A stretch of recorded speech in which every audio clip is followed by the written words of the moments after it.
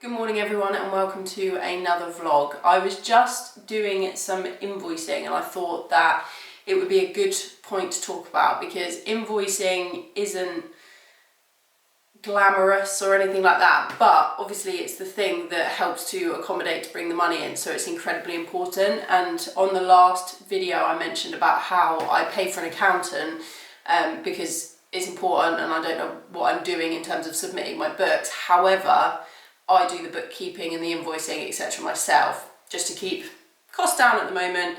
Obviously, the more and more invoicing that you do, the more reconciling that you do, it does become harder. So either have an accountant on site that you can talk to easily or get someone else to do your bookkeeping. But at the moment, everything's okay. And all I will say is when I have set up things previously that are obviously no longer with us, I used to just use, I think it was like a web page called like Invoice Home or something like that, and I used to create invoices through there and send them off. I didn't really understand how invoicing worked, and I think that was okay at the time because you're making a small amount of money, so in terms of like reconciling and making sure that the books match, etc., it wasn't really an issue because I was earning way under threshold to have to pay out too much tax. I would do self-assessment each year, but it was also alongside a full-time job, so it was a little bit easier.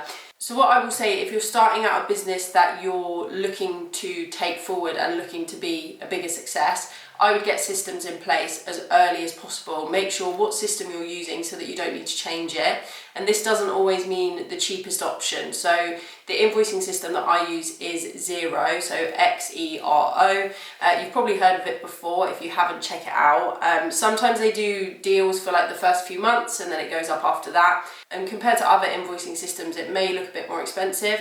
However, at some point you'd potentially have to move to that anyway and migrate to that. So it might be worth just getting on it straight away. I used to use Stripe, and thankfully Xero has a good integration with Stripe, so I could easily pull the data over and then look at my invoicing versus my payments and then match them together. So that was easy, but just make sure that you're future-proofing yourself so that when you do start making consistent amounts of money, that you have a good structure in place. I think it's also very important. I have lots of spreadsheets to make sure that I know my monthly billable on a retainer level. So it will tell me how many clients I've got, what they're paying each month, when I need to invoice them, and then I'll do that on a monthly basis. I'll also put their invoice numbers next to it just so that I know for future reference. This is just me being extra cautious. And then, so that's on my left-hand side of my spreadsheet, and then on the right-hand side of my spreadsheet is any project work that comes in. So either new clients that aren't on retainers or retainer clients that would like extra project work done. And at the moment, my billing it's about 60-40, I would say, in terms, maybe 70-30 in terms of retainer versus projects. But some months it can be 50-50, so it's important that I make note of what's going on project-wise and that I don't lose track of what I need to invoice and when. And that's the thing, you need to remember to invoice. So you can invoice in a number of different ways. For my retainer clients, I do it at a certain date every single month with the same payment terms. If a client comes on board and they say, we need longer payment terms or can you invoice us on another date, obviously that can be sorted on a case-by-case basis. However, I just keep it simple for as many clients as possible and invoice on a certain date of the month and then give 14-day payment terms, basically. This means that my costs will be covered month to month. So if I bill early on in the month, so somewhere between, I would recommend the 1st and the 10th of the month, and then if you've got 14-day payment terms, then they should be paying you before the end of the month, so you can get that cash flow just cycling along nicely and you're not owed too much money. Alongside that, as I said before, you should definitely get an accountant that you trust, that knows what they're talking about. There's a lot of loopholes on the internet at the moment, and some of them are valuable, some of them definitely not.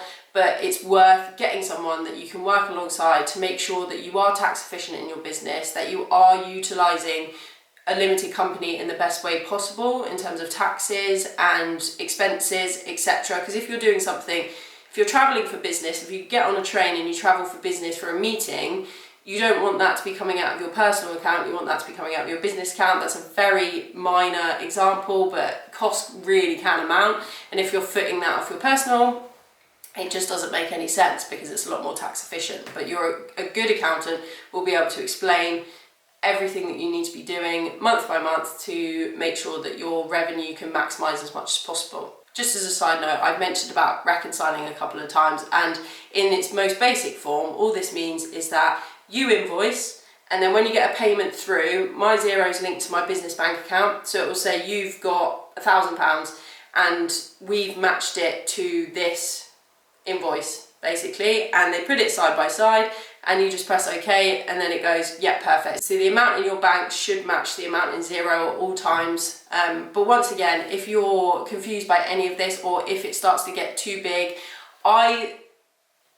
finish my sentence, then you should get a bookkeeper or someone to do your invoicing, an accounts person. But I actually really enjoy doing this side of the business. I think this is probably one of the sides that I will keep as long as possible before giving up. But yeah, that's a little bit of an overview.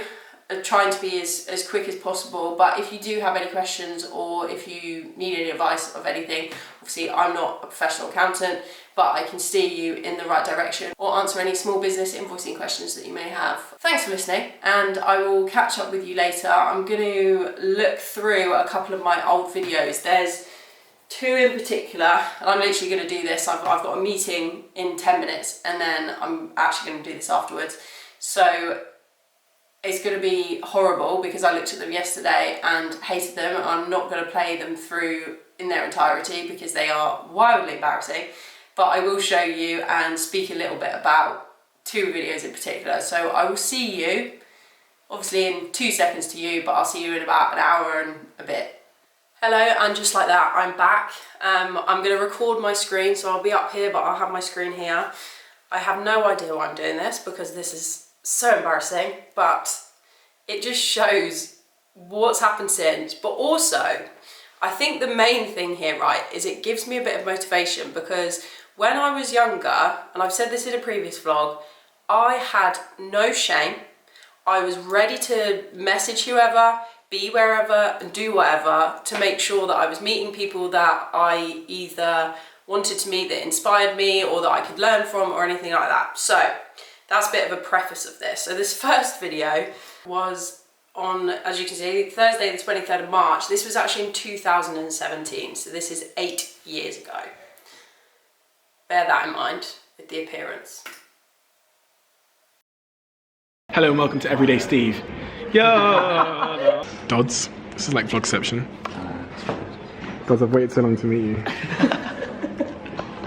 Dodds, I'm an 18-year-old entrepreneur. I'm looking for some advice on my life. Yeah. I want to know how to start my lemonade stand. So it's not really my fault. Don't worry, I'll figure it out. I'm here with Amelia, who's come to DMX Dublin. So for reference, this is obviously Stephen Bartlett. You probably know him by now. And who he just panned to was at the time his videographer called Dots. So 8 years ago, when this was filmed, I was working at a design agency and I saw on Instagram that they were doing a talk in Guildford, and I didn't have tickets to this talk, but I was like, they're in Guildford, they're close to me, normally they're based in Manchester, I need to be there. This was when Stephen was at Social Chain and doing sort of, now it's Behind the Diary because it's Diary of a CEO, but at the time, I think he said it's Everyday Steve, so it was a sort of background of that business then. And yeah, so I saw that they were in Guildford from Instagram, so I went to my boss, literally, I wasted no time. I went to my boss and I said, is there any way I can go and watch this talk? And she, after explaining what it was, because obviously it was to do with marketing and to do with design and stuff like that, so like it was the whole marketing day, and she was like, yeah, no, like absolutely fine. So I emailed Dodds, and I've actually got the email here. I'll blank out anything that's an issue. I'll put, good morning Dodds, I hope you don't mind me dropping you an email. I have a massive favour to ask and you'll be rewarded if all goes to plan. Not really sure what that means, but okay. Are you and Steve heading straight to Manchester after he finishes speaking in Guildford at about 12:30ish, or will you stay on a bit in the area? Thank you, Amelia. Dodds came back to me literally straight away. Well, 10 minutes later, hey, we're actually shooting straight back to Manchester after the tour, but if you get here before 12, then we can meet for sure. We're at Guildford Harbour Hotel. Maybe see you soon, Dodds. At 10 minutes later, I put, I'm en route, so I'll see you guys soon. Dodds put, great, drop me a message on Instagram if you need to. And this is what happened. So do you DMXW. Oh shit, where am I? I'm WXG. In Guildford. I'm at WXG in Guildford with Amelia. Hiya. Amelia, how many subscribers do you have on this channel? 7. Hi, 7 Hi. of you. Do you know their names? Hi. Shall I subscribe? Please subscribe. I'll subscribe to this channel. What do you want me to say? Tell them to subscribe and then I'll just clip it and put it on Instagram. Oh, that's smart. Do not subscribe to this channel. Stay. Go and comment on Steve's stuff. No, okay. Hey, Steve Bartlett here, CEO of Social Chain. Go and subscribe to Amelia's YouTube channel. The link is in the bio on Instagram. If you're not watching this on Instagram, the link is in the copy above. Amazing, amazing content. Much better than mine. So much better than mine. Yeah. Hello. So today's been an unexpectedly really good day. And then I do a bit of a debrief afterwards. Don't look at my eyebrows because I'm not really sure what was happening there, and I would like to say it was of the time, but it definitely wasn't. So because of that, I'm not going to show you the debrief, but it was basically me explaining how that happened and why it happened and what happened. And all in all, I mean, looking back on that, it's wild because Stephen Bartlett is now one of the biggest business influencers in the world. He's a dragon. He's got one of the most successful podcasts in the world. I still consume his content to this day on YouTube, and it's crazy that I've actually met him, and I will always have a clip of him saying subscribe to Amelia's YouTube channel because it's better than mine. Yes, he looks 8 years younger, and so do I, but I'll always have that, and I think that that's pretty cool. So that was a very cool experience for me, to be honest with you, and gave me a lot of motivation just to keep going. Stephen was so lovely, and I'm not gassing him up because like he's never going to watch this, but like he genuinely was such a nice guy. I know he gets a lot of crap, but I think this will forever solidify to me that he's a really nice person. Like, he gave me the time of day. He wasn't rushing off anywhere. He wasn't like, oh wait, like too big for his boots, because at the time he was still big. The YouTube channel that they were doing at the time was huge, and he was wildly successful. He owned a multi-million pound agency that was working with all these other big brands. So that was incredible. That yielded an amazing 124 views. So as you saw, I had 7 subscribers then in 2017. I've now got 45, I think. Slowly growing. So the next video that I want to share with you, I have no idea how this came about. No idea. I basically, still to this day, and I'm not sure if it's still his number, so I'm not going to try, I'm not one of those people. Still to this day, I have his number in my phone, and I'm not entirely sure where it came from. And I wish that I did, because I think that would be a cool story / an embarrassing story, because I probably asked for it, or I begged in some way. Anyway, another unbelievable person on the internet. Well, at the time he was on the internet, now he runs the whole branding operation at Gymshark and has done for many years. You'll probably know him as well. His name's Noel Mack. And I had a phone call with him. This was 7 years ago. And I had a phone call with him to basically ask him a bunch of questions. And once again, wow, because I never look back at these videos because they just, like I say, they make me feel a little bit embarrassed. But it's good to see where you came from. And I'm sure in 10 years' time, I'm going to look back at this stuff and be like, oh, bloody hell, what was I doing? But this is another example of just go-getting, not being embarrassed. And I'm actually going to take this, I'm going to start DMing people, not to do YouTube videos, but to meet up, or as well, I think at the time there was no credibility behind me, and I'm not saying that I'm like wildly credible now, but I do have a successful agency now. I have been in the business world for a lot longer than here. So 7 years ago, I was 23, 24 years old, which is not really young, but it's bloody young compared to what I am now. So I just had balls of steel. This yielded 117 views. Anytime I had someone on, it was always better views. So this let's show you a little bit of this. Once again, I'm not going to show you it all, but because we'll be here forever, there's no point in watching a YouTube within a YouTube, but yeah, I'll just show you a bit.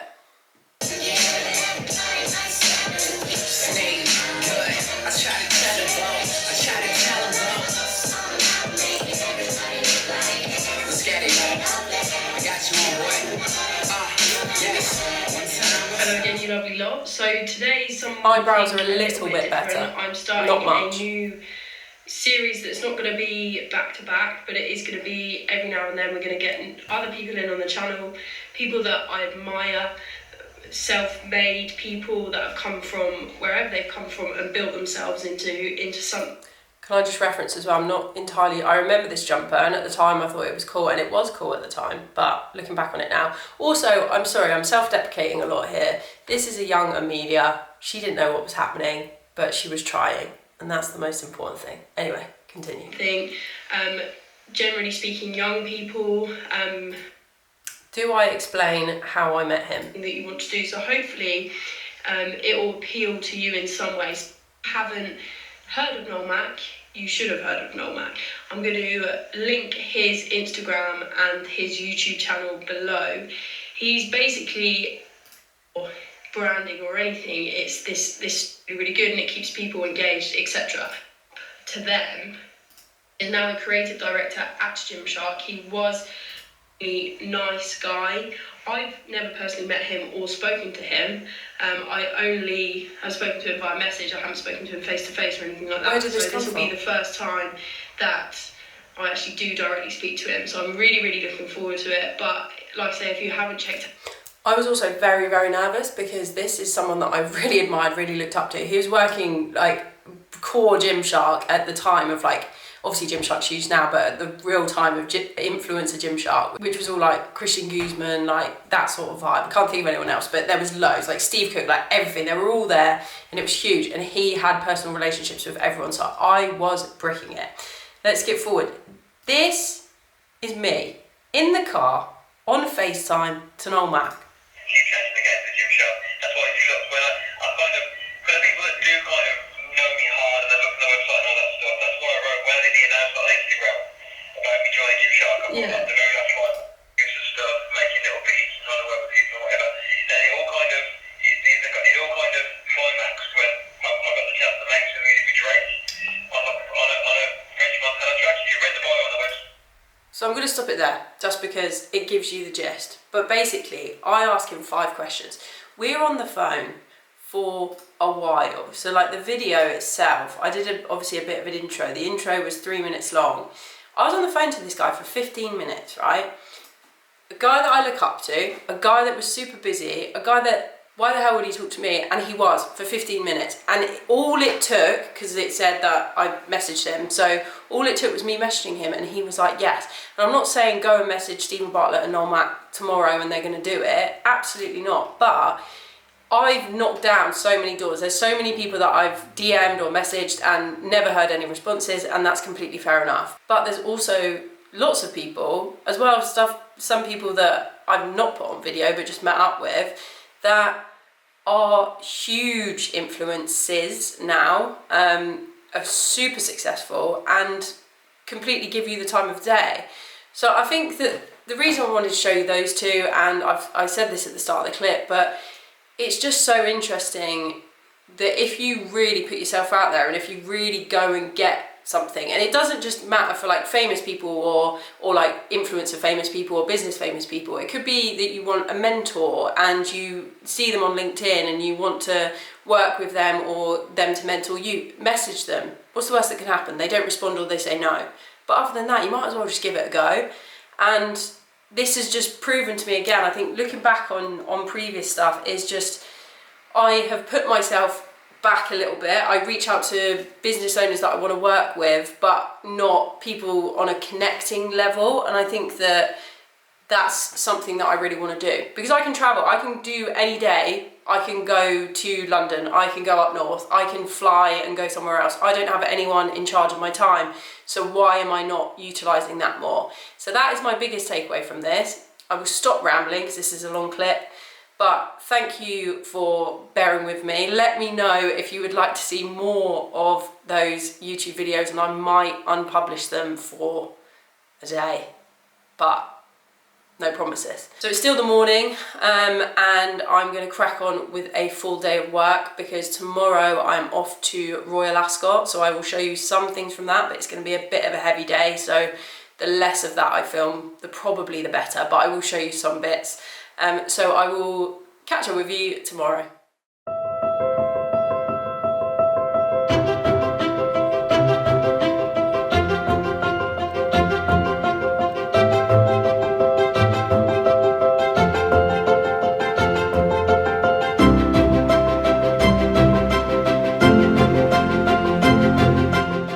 Hello everyone. So I realised yesterday I didn't do a talking segment to camera, so I thought I'd jump on here to finish off the vlog basically, because I'm heading off to Disneyland Paris in the morning, which is exciting. I'm not going to film it just because it's a family trip, but I will catch up with you on the other side. So have a good one and see you soon.